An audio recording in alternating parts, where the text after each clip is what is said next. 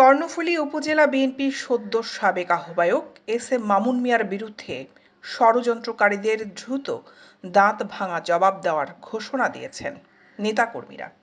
শনিবার ২৮ সেপ্টেম্বর বিকেলে উপজেলার শিকলবাহা জামালপাড়া এলাকায় বিএনপির ৩১ দফা বাস্তবায়নকল্পে এবং কর্ণফুলী উপজেলা বিএনপির সাবেক আহ্বায়ক এস.এম. মামুন মিয়ার বিরুদ্ধে ষড়যন্ত্রের প্রতিবাদে এক আলোচনা সভায় এসব কথা বলেন বক্তারা।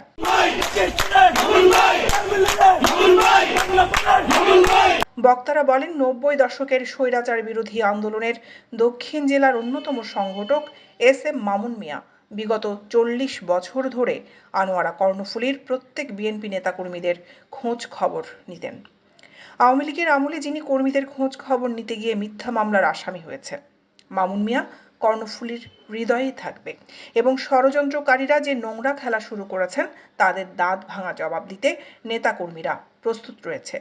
দ্রুত মামুন মিয়ার বিরুদ্ধে ষড়যন্ত্রকারীদের দাঁত ভাঙা জবাব দেওয়া হবে। কর্ণফুলী উপজেলা শিকলবাহা ইউনিয়নের ৪, ৫ এবং ৬ নম্বর ওয়ার্ড বিএনপির আয়োজনে আলোচনা সভায় কর্ণফুলী উপজেলা বিএনপির সিনিয়র সদস্য আবু তৈয়ব কন্ট্রাক্টর উপস্থিত ছিলেন।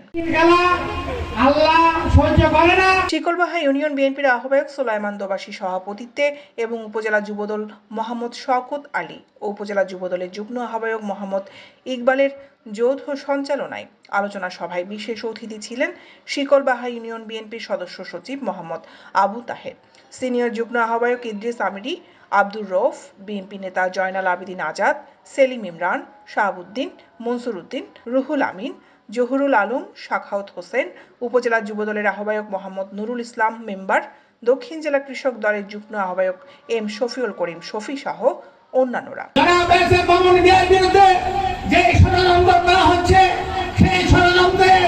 এই মামুন মিয়ার নেতৃত্বে কর্ণফুলীতে বিএনপি ছাত্রদল সুসংগঠিত। দলের পাশে ছিল, দলের কর্মসূচি বাস্তবায়নের পাশে ছিল। তাদের মধ্যে অন্যতম মুক্তিযুদ্ধের মহান ঘোষক শহীদ প্রেসিডেন্ট জিয়াউর রহমান। যারা আন্দোলন সংগ্রামে থাকতো না তারাই আজকে কিছু হলুদ মিডিয়াদের কাছে ৪ লক্ষ টাকার বিনিময়ে অবশ্যই আপনাদেরকে সময়ের দিকে দৃষ্টি রাখতে হবে। দৈনিক আজাদী নিউজ ডেস্ক।